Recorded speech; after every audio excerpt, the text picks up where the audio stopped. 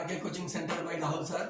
आइए आज हम लोग सीबीएसई और बिहार बोर्ड का लास्ट रिवीजन, जो कि बहुत ही इंपॉर्टेंट क्वेश्चन, एकदम महत्वपूर्ण क्वेश्चन है, जो 5 नंबर का पूछा जाता है। और बोले हैं ना कि बूंद बूंद से आप लोग तालाब भरता है, तो ये चीज दोनों दर्पण में, यानी ये जो है हमारा सिद्ध करें कि F = R/2, तो आप लोग प्रकाश चैप्टर में ये दोनों पढ़े हो, दर्पण अवतल और उत्तल। तो इन दोनों दर्पणों में मैं इसमें सिद्ध करूंगा, यानी F = R/2 so in both mirror, concave mirror and convex mirror। ठीक है, यानी अवतल दर्पण और उत्तल दर्पण, दोनों दर्पण में हम लोग सिद्ध करेंगे। तो देखिए, माना कि Mn कोई अवतल दर्पण है, जिसमें हमें सिद्ध क्या करना है कि फोकस दूरी जो होता है वो वक्रता त्रिज्या के क्या होता है, आधा होता है। तो आइए सिद्ध करते हैं, देखते हैं इसको कैसे सिद्ध किया जाएगा। एकदम आसान है, कहीं कुछ भी मुश्किल नहीं है। जरा देखिए, गौर कीजिए, ये लाइन और ये लाइन दोनों समानांतर रेखा है ना। तो हम लोग क्या लिख सकते हैं, ये कोण और ये कोण। देखो बाबू, ये दो समानांतर रेखाओं में कोई तिर्यक रेखा काटता है तो एकांतर कोण क्या होता है, बराबर होता है। जैसे ये कोण और ये कोण एकांतर कोण कहलाएगा। तो ये दोनों लाइन क्या है, समानांतर है। तो कोण 1 बराबर कोण क्या होगा, कोण 1 बराबर कोण 3। समीकरण 1 लिख सकते हैं हम लोग, लिख सकते हैं कि नहीं लिख सकते हैं, लिख सकते हैं। अब देखिए जरा, आप पढ़े हो प्रकाश के अपवर्तन के नियम से, आपतन कोण परावर्तन कोण के बराबर होता है। प्रकाश के परावर्तन के नियम से आप क्या पढ़े हो, आपतन कोण। तो ये देखो, ये मान लो ये लंब डाला हूं सी से, तो ये जो आपतन कोण है, ये वाला कोण, ये आपतन और ये रेखा के बीच, और ये क्या है, परावर्तन कोण। तो प्रकाश के परावर्तन के नियम से कोण 1 बराबर कोण 2 लिख सकते हैं ना, लिख सकते हैं जी। हाँ, तो लिख सकते हैं, इसको लिख दिए। अब जरा समीकरण 1 और 2 में आप लोग गौर करो, क्या बराबर है, LHS बराबर है कि RHS? LHS। तो समीकरण 1 तथा 2 से कोण 2 बराबर कोण 3, समीकरण 3 मान लेते हैं। मान लिए कोण 2 और कोण 3 बराबर हो गया। अब जरा गौर कीजिए, आप लोग पढ़े हैं त्रिभुज में कि जब दो कोण बराबर हो तो उसकी विपरीत भुजाएं आपस में क्या होती है, बराबर होती है। तो यहाँ भी देखिए, BCF त्रिभुज है कि नहीं है, है। कोण 3 कोण 2 के बराबर है, तो 2 के सामने की भुजा क्या है, CF, और कोण 3 के सामने की भुजा क्या है, FB चाहे BF। तो यहाँ लिखेंगे कोण त्रिभुज BCF में ये दोनों कोण बराबर है, तो इसके विपरीत भुजा क्या है, CF बराबर। अब इसके कोण 3 के विपरीत भुजा क्या है, BF, लिख सकते हैं BF। इक्वेशन 4 मान लिए, ठीक है। अब जरा देखिए, किसी भी दर्पण में ये जो B बिंदु है इतना दूर ध्रुव से नहीं होता है, इसको क्या बोलते हो, ध्रुव, पोल, इतना दूर नहीं होता है। अगर B, अब देखिए मतलब समझ जाइए, ये लाइन है कोई और कोई ये लाइन है, तो ये काफी अत्यंत पास में होगा ना, तो इसको इसी पे कोइंसाइड मान लिया जाता है। तो हम लिखेंगे यदि B P के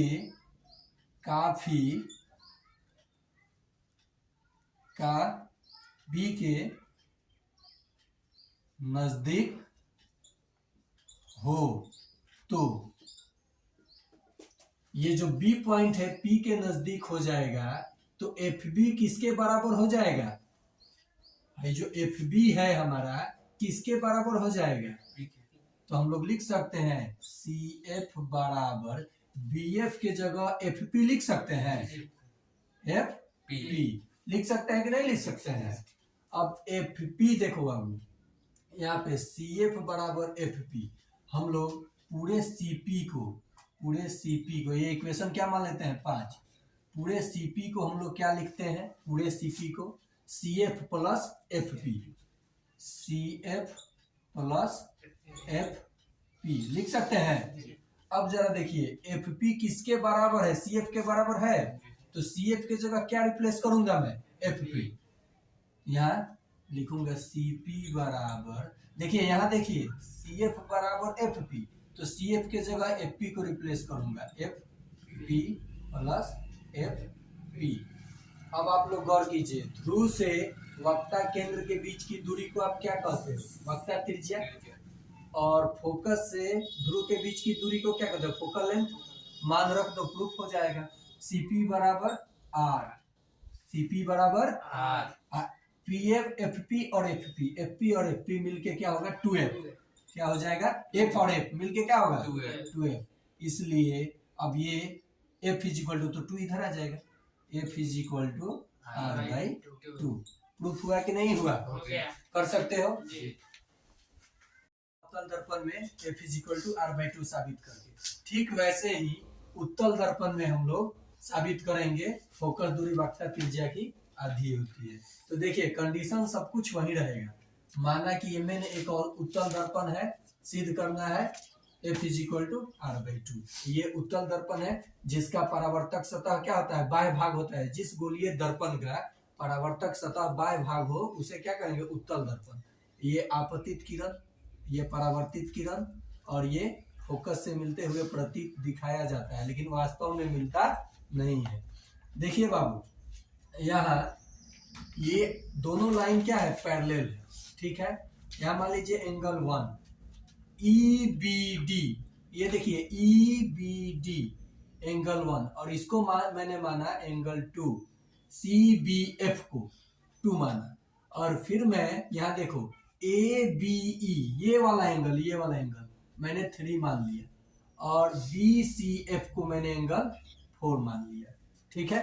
तो ये आप इतना भर करोगे। नेक्स्ट देखो करना क्या है, अब यहाँ देखो फिर प्रकाश, यहाँ पे गौर करोगे, यहाँ देख आराम से, यहाँ 1 है यहाँ 2 है, तो एंगल 1 बराबर एंगल 2 हम लोग लिख सकते हैं, सॉरी एंगल 1 बराबर 2 भी लिखा जा सकता है ना, लिख देता हूँ, पहले यही लिख देता हूँ। शीर्षाभिमुख कोण क्या होता है, बराबर होता है, समीकरण 1। ये शीर्षाभिमुख कोण है, vertical opposite angle, vertically opposite angle, तो समीकरण 1 मान लिया। अब देखो कोण 1 बराबर कोण क्या होगा, कोण 1 बराबर कोण 3 होगा, लिख सकते हैं हम लोग। तो कोण 1 बराबर कोण 3, समीकरण 2। यहाँ ब्रैकेट में क्या लिखेंगे, प्रकाश के परावर्तन के नियम से, प्रकाश के परावर्तन के नियम से लिख दिया। अब जरा देखिए एक चीज, ये जो लाइन होता है पैरेलल, ये लाइन हम अगर इसको तिर्यक रेखा, कोई दोनों पैरेलल लाइन को काटता है 2 बिंदुओं पे, तो संगत कोण क्या होता है, बराबर होता है। संगत कोण बराबर होता है ना, एडजेसेंट एंगल। तो अब यहाँ पे एंगल 1 बराबर है एंगल 3 के। यहाँ देखिए जरा, एंगल 1 बराबर है 3 के और 1 बराबर है 2 के। तो समीकरण 1 और 2 से पहले देख लीजिए, समीकरण 1 तथा 2 से कोण 2 बराबर कोण 3, समीकरण 3 मान लिया, कोण 2 बराबर हो गया कोण 3 के। अब जरा देखो, ये संगत कोण बराबर होगा, तो इसको अगर मैं बढ़ा दूं, इसे अगर बढ़ाऊं, ये तिर्यक रेखा है, इसको काटेगा, तो 3 4 के बराबर होगा कि नहीं होगा, बताओ, होगा ना। ये देखो ये लाइन, ये वाला लाइन, यहाँ पे गौर करना है, ये वाला जो लाइन जा रहा है, इसको मैं अगर आगे की तरफ बढ़ा दूं, तो ये संगत कोण हो जाएगा कि नहीं हो जाएगा, हो जाएगा। तो लिखेंगे एंगल 3 बराबर, यानी कोण 3 बराबर कोण 4, ये समीकरण 4 मान लिया गया। क्या मान लिया गया, आदत हो गया CBSE को पढ़ाते पढ़ाते ज्यादा इंग्लिश यूज करने का, इसलिए केवल ये बिहार बोर्ड के लिए स्पेशली इसलिए बना रहा हूँ कि बिहार बोर्ड के बच्चों को लोग सोचते हैं कि कमजोर है, लेकिन नहीं, बिहार बोर्ड वाला बहुत तेज होता है, सब उसका अपना नॉलेज होता है। और सीबीएसई वाले कमजोर नहीं होते हैं, वो कुछ टॉपिक को नहीं समझ में आता है तो वो रटंत जो बोला जाता है वो रट जाते हैं। मैं सबका इंसल्ट नहीं कर रहा हूँ, उसमें भी बहुत एक्सीलेंटर लोग हैं, क्योंकि बहुत बच्चे ऐसे मिलते हैं जो हम लोगों को परेशान कर देते हैं। लेकिन बिहार बोर्ड के बच्चों को मैं इसलिए स्पेशली ये दे रहा हूँ कि जब वो लोग 5 नंबर का क्वेश्चन देखते हैं तो सोचते हैं कि बहुत मुश्किल सवाल होगा, उसी को आसान किया जा रहा है। तो देखो बाबू, समीकरण 3 और समीकरण 4 से आपको क्या चीज मिल रहा था? ठीक है, 3 और 4 से कोण 3 किसके बराबर है? कोण 2 के। यहाँ भी कोण 3 किसके बराबर है? तो लिखेंगे समीकरण 3 तथा 4 से 3 2 के बराबर है, 3 4 के बराबर है, तो हम लोग लिख सकते हैं कोण 2 बराबर कोण 4। लिख सकते हैं कि नहीं लिख सकते हैं? कोण 2 बराबर कोण 4। अब फिर उसी तरह पहले वाले कंडीशन में मैंने जैसे किया था, यहाँ पे आप त्रिभुज बन रहा है कि नहीं बन रहा है? यहाँ देखो तो BCF त्रिभुज है कि नहीं है? त्रिभुज BCF में कोण बराबर है, तो इनकी संगत भुजाएं क्या होंगी? बराबर। तो कोण 2 के सामने की भुजा कौन है? FC है ना? FC बराबर कोण 4 के सामने की भुजा कौन है? FB। अब फिर वही बात, यदि B बिंदु, यहाँ P छोड़ दिया हूं, B बिंदु P के समीप हो, यदि बिंदु B P के समीप हो, तो लिख सकते हैं हम लोग FC बराबर FP।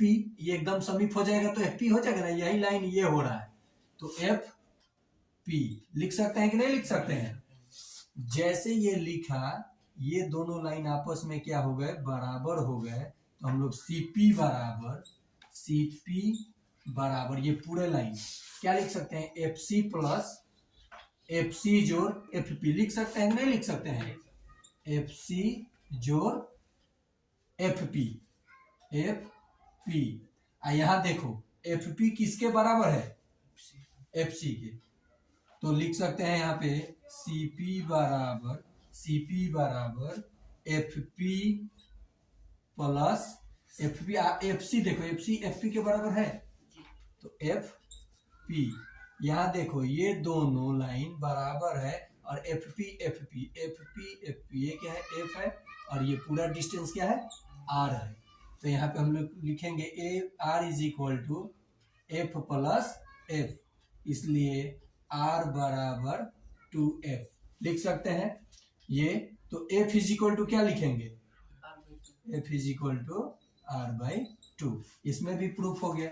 समझ में आया कि नहीं आया? आया। तो देखिए, ऐसे ही आप प्रूफ करोगे, आपको पूरा नंबर मिलेगा। आप किसी भी प्रूफ से डरोगे नहीं। ठीक है, ओके, बाय।